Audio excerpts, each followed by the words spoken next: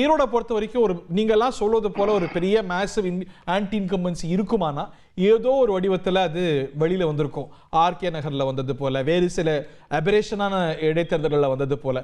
அப்படி இல்லைங்கிறதானே பொருளா நம்ம பார்க்க முடியும். வேற எப்படி பார்க்கறீங்க? ஹரி, நான் அப்படி பார்க்கல ஹரி. முழுக்க முழுக்க இது திமுகவினுடைய பாசிச அரசினுடைய சர்வாதிகார அரசினுடைய முயற்சியாகத்தான் நான் பார்க்கிறேன். அதனுடைய ஒரு முடிவாக மறுக்கா சொல்லுங்க. உங்களை எல்லாரும் சொல்லுவாங்களா அந்த மாதிரியா? பாசிச சர்வாதிகார அந்த மாதிரியா? பாசிச சர்வாதிகார மதவாத அரசினுடைய தாக்கம் என்ன, மூணாவது அதையும் சேர்த்துங்க. ஏன்னு சொன்னால் பாக்குறோம் எப்படியெல்லாம் இந்த அரசாங்கம் செயல்பட்டு கொண்டிருக்கிறது. குறிப்பாக திமுக செய்தி தொடர்பாளர் பேசுற மாதிரி இருக்கு எனக்கு. ஏன்னா அவங்க இதெல்லாம் நிறைய உங்களை நோக்கி சொல்லுவாங்க. இல்ல ஹரி, இதை வந்து ஏன் சொல்றேன் அப்படின்னு சொன்னா, எம்மென்றால் வனவாசம் ஏனென்றால் சிறைவாசம்ன்ற மாதிரி தொடர்ந்து இந்த திமுகவினுடைய திராவிட மாடல் அப்படின்னு பெருமையா பேசுகிற அந்த அரசுக்கு எதிராக பேசுபவர்கள் எல்லாம் சிறையிலே தள்ளி கொண்டிருக்கிறது திமுக அரசு. அதே மாதிரி ஒரு சட்டம் ஒழுங்கு சீர்கேடு என்பது மிக மோசமான அளவில் இருக்கு. நம்ம பார்த்துட்டு 96 வழக்குகள் இந்த கடந்த இன்னைக்கு தேதி 8, கடந்த 39 நாட்கள்ல இந்த வருடம் 96 பெண்கள் மீதான, குழந்தைகள் மீதான பாலியல் வழக்குகள் பதியப்பட்டிருக்கின்றன என்று சொன்னால், சட்டம் ஒழுங்கு சீர்கேடு என்பதை தாண்டி ஒரு சமூக சீர்கேடு, ஒரு சோசியல் ஈவில் தமிழ்நாட்டில் இருக்கிறது. இதற்கு காரணம் இந்த அரசினுடைய நிர்வாகம். எல்லாவற்றுக்கும் மேலாக இந்த சோசியல் ஈவில் எங்க இருந்து வருதுன்னு சொன்னாங்க, டாஸ்மாக் கடைகள்ல இருக்கக்கூடிய மது அருந்துவதால் ஏற்படக்கூடிய பிரச்சனைகள். இதையெல்லாம் தாண்டி மக்கள் வாக்களித்து விட்டார்கள் அப்படின்னு நாம சொல்லிட்டு அப்படியே கிராஸ் பண்ணிட்டு நம்ம போயிட்டே இருக்கிறது சரி கிடையாது. கடந்த ஒரு மாதத்துல நீங்க எதிர்கட்சிகள் எல்லாம் பேசுனீங்க. அங்கேயும் ஈரோட்டுல மக்கள் உணர்ந்திருந்தா ஏதோ ஒரு வகையில நீங்க பணம் கொடுத்தாங்கன்னு சொல்லலாம். இதெல்லாம் தாண்டி வந்திருக்கோம்ல, கொப்பளிச்சிருக்கோம்ல அந்த அதனாலதான் இல்ல, நீங்க எதை பண்ணாலும் மக்களை வந்து ஆட்டு தொட்டியில பட்டியல அடைக்கிற மாதிரி அடைச்சதெல்லாம் பார்த்தோம் கடந்த இடைத்தேர்தல்ல. அந்த மாதிரி ரகசியமா தானே ஓட்டு போடுறாங்க. அதுக்கு எவ்வளவு பெரிய ஆயுதம் உங்களுக்கு இதெல்லாம் தாண்டி கோபத்தை வெளிப்படுத்த? இல்ல, இது உங்களுக்கும் தெரியும், எனக்கு தெரியும் இது எப்படி நடக்கும்னு. பணம் அப்படின்ற ஒரு விஷயம், இதை நான் இன்னும் கொஞ்சம் எலாபரேட்டா பேசணும்னா அது வேற எங்கேயோ போய் முடியும். அது வேண்டாம். மக்கள் கரப்ட்ங்கிறீங்களா? இல்லங்க, மக்கள் வந்து அது நான் உங்களுடைய முடிவுக்கே நான் விட்டுறேன். இது வந்து நான் உங்க முடிவுக்கு விட்டுறேன். நான் சொல்றது இந்த அரசு மறுக்கல பாருங்க. மக்கள் மேல அப்படி ஒரு அபாண்டமா பழி சுமத்துறீங்களா? இல்ல, பணம் கொடுக்குறாங்கன்னு சொன்னா வாங்குறாங்கன்றது உண்மைதானே. அது வந்து நம்ம ஒன்னும் மாற்றுக்கிறது. பணம் கொடுக்கவங்க மேலதான் தவறு இருக்குதுன்னு நான் சொல்றேன். அப்போ இது வந்து பண அதிகாரம் மட்டுமல்ல, இவர்களுடைய அதிகாரம் மிஷினரி பாத்தீங்கன்னா என்டையர் கவர்மெண்ட் மிஷினரி, அரசு இயந்திரம் முழுக்க முழுக்க திராவிட முன்னேற்ற கழக அரசுக்காக செயல்படுகிறது, அந்த கட்சிக்காக செயல்படுகிறது. இது ரொம்ப தவறான விஷயம். பட் எலெக்ஷன் நடத்துறது எலெக்ஷன் கமிஷன் ஆஃப் இந்தியா தானே. அதுல உங்களுக்கு அவங்க மேல உங்களுக்கு வருத்தம் இல்ல, எந்த சந்தேகமும் இல்ல. அப்படி இல்ல அப்படி இல்ல. ஏன்னா எலெக்ஷன் கமிஷன்ல எத்தனை பேர் வேலை செய்யறான்னு பாருங்களேன். இதை வந்து எப்படி மத்திய அரசுடைய திட்டங்களை எல்லாம் மாநில அரசு செயல்படுத்துகிறதோ, தேர்தலை வந்து செயல்படுத்துவது அந்த அதிகாரிகள் யாருன்னு கேட்டா மாநில அரசுடைய அதிகாரிகள் தான். இப்ப இன்னைக்கு இப்ப நடக்கக்கூடிய பல்வேறு விஷயங்கள் நேற்று கூட நாம் பார்த்தோம். இந்த 96 கேஸ்ல பாத்தீங்கன்னா சில ஆசிரியர்கள், கிருஷ்ணகிரிகள் எல்லாம் பிரச்சனை இருக்குது. எல்லாம் காரணம் லஞ்சம் ஊழல் தான், அதுல மாற்று கருத்தே இல்லை. தகுதியின் அடிப்படையில வராத ஆசிரியர்களுக்கு இருக்கிற காரணத்தினாலதான் பிரச்சனையா லஞ்சம் ஊழல் வாங்கி கொண்டு அதன் மூலம் நியமிக்கப்படுகிறது. இது வந்து இந்த ஊழலை வந்து ஒழிக்கலன்னு சொன்னாக்க இது பேய்கள் அரசாண்டால் பிணம் தின்னும் சாத்திரங்கள்னு சொல்லுவாங்க. எப்படி 15 வருஷம் அரவிந்த் கெஜ்ரிவாலுடைய ஆட்சி இன்று அகற்றப்பட்டிருக்கிறதோ அது போன்று திமுகவுடைய ஆட்சி விரைவில் அகற்றப்படும்.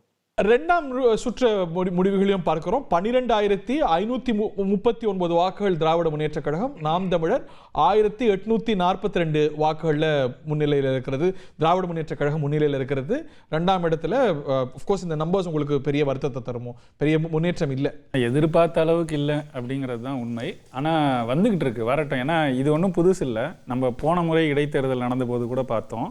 காலையிலேருந்து 3 மணி வரைக்கும் வாக்குகள் எண்ணப்பட்டு ஒரு எண்ணிக்கை சொல்லப்பட்டது. நாம் தமிழர் கட்சிக்கு மட்டும் சொல்கிறேன், மற்ற கட்சிகளுக்கு தொடர்ச்சியாக அது ஏறிட்டே போச்சு. நாம் தமிழர் கட்சிக்கு 3 மணிக்கு 6000 வாக்கோட வந்து நின்றுடுச்சு. அதோட 6000ன்றது தான் 6 மணி வரைக்கும் சொல்லப்பட்டது. திடீர்னு 6:30-7 மணிக்கு தேர்தல் முடிஞ்சதுன்னு முடிவுகள் அறிவிக்கப்படும் போது 10,600 அப்படின்னு சொன்னாங்க. அது எங்கேருந்து திடீர்னு அந்த 4,600 வாக்குகள் திடீர்னு எங்கேருந்து வந்துச்சு? எண்ணிக்கிட்டே இருந்தாங்கன்னா எல்லா கட்சிக்குமே ஏறி இருக்கணும். அதே போல் 3 மணிலேருந்து 6 மணி வரைக்கும் ஏறாமல் அந்த மாதிரி ஏறி இருந்தது எல்லா கட்சிக்குன்னா ஏற்க முடியும். எல்லா இடத்துலையும் எண்ணிக்கிட்டு இருந்தாங்க, அதனால் வரல அப்படின்னு. மற்ற கட்சிகளோட எண்ணிக்கை தொடர்ச்சியாக ஏறுது. 3 மணிக்கு இருந்ததுக்கு பிறகு 4 மணிக்கு ஏறுது, 5 மணிக்கு ஏறுது, 6 மணிக்கு ஏறுது, அறிவிக்கிறாங்க. உங்களுக்கே நினைவு இருக்குன்னு நினைக்கிறேன், மறைந்த EVKS இளங்கோவன் முடிவுகள் வந்த உடனே பேசும்போது நாம் தமிழர் 6000 தான் வாங்கினாங்க அப்படின்னு பேசினார். 6000 இல்லைங்க 10,000 சொல்லும்போது 10,000 இந்த முறையான்னு கேட்டார். உங்களுக்கு நினைவு இருக்குன்னு நினைக்கிறேன். அதுதான் நிலைங்க. அது ஏன் அந்த 3 மணிலேருந்து 6-6:30 மணி வரைக்கும் எதுக்காக எண்ணிக்கையை முடக்கி வச்சாங்க நாம் தமிழருக்கு? அந்த மாதிரி உங்களுக்கு மட்டுமா செய்வாங்க அப்படின்னா அதிமுக அதான் சொல்றேன், இப்படிதான் நடந்துச்சு. போன முறை அப்படி அதிமுகவுக்கு நடக்கல, மற்ற வேட்பாளர் யாருக்கும் நடக்கல. திரு நாராயணன் மற்றும் நாம் தமிழர் திரு கார்த்திகை சோழன் கடுமையான விமர்சனங்கள் வச்சிருக்காங்க. நீங்க அதுக்கு பதில் சொல்லுவீங்க?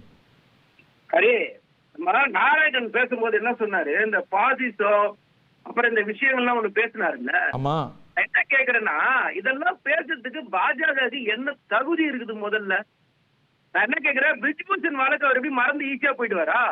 குல்தீப் சிங் மறந்து போயிடுவாரா? சாட்சி மகராஜ மறந்து போயிடுவாரா? MJ அக்பரை மறந்து போயிடுவாரா? நிகில் சந்த் மறந்து போயிடுவாரா? இந்த அத்ராஸ் வழக்கை பத்தி இவர் மறந்து போயிட்டாரா? காஷ்மீர்ல ஒரு குழந்தைய பாலியல் வன்கொடுமை பண்ண செய்யறது சம்பந்தமா ஈஸியா பிஜேபி மறந்து போயிடுமா? இல்ல குஜராத் கலவரத்தை பத்தி பிஜேபி மறந்து போயிடுமா? இன்னைக்கு உத்தரப்பிரதேசல நடக்கிற அப்ப கூட ஆட்சியில பங்குல நீங்க தானே இருந்தீங்க.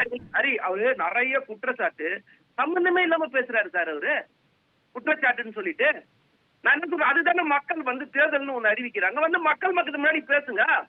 தேர்தலை புறக்கணிச்சிட்டு கேமரா முன்னாடி பேசிட்டு பிரயோஜனம்?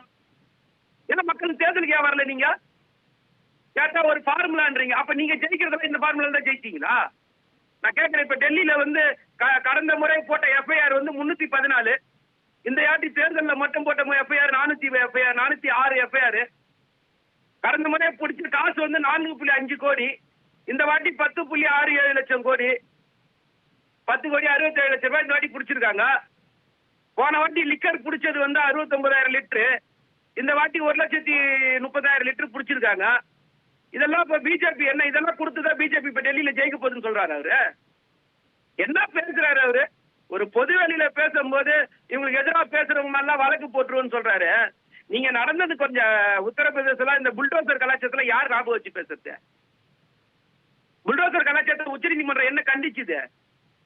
நாராயணனுக்கு அதெல்லாம் ஞாபகம் இல்லையோ? என்ன பேசுறோமோ சப்ஜெக்ட்ல பேசணும் சார். தவிர்க்க முடியாத தம்ப்நெயில்ஸ், கலக்கலான கண்டென்ட்ஸ், சினிமாவும் சீரியஸ் பிரச்சனைகளும், சும்மாவே ராம் சரண் தளபதி விஜய் எப்படா பெரிய கலகலப்பும் கைகலப்பும். Me too love you, thank you. அவர்களை மாஸ் ஏத்துறது தியேட்டர் தெரிக்குதுனாலே டன் தான். பிரேக்கே இல்லாமல் பிரேக்கிங் நியூஸ் சொல்லும் தந்தி டிவி ஆப். இன்ஸ்டா தலைமுறை வரை இறங்கி அடிக்கும் தந்தி டிவியின் டிஜிட்டல் எக்ஸ்க்ளூசிவ். பாடி காமிச்சீங்க, அது அதை விட மோசம். இல்ல பாடி காமிச்சீங்கன்னா அது இன்னும் வெரி பேட். தந்தி டிவி ஆப்பை இலவசமா டவுன்லோட் செய்யுங்க. ஃபாலோ பண்ணுங்க, சப்ஸ்கிரைப் பண்ணுங்க, என்ஜாய் பண்ணுங்க.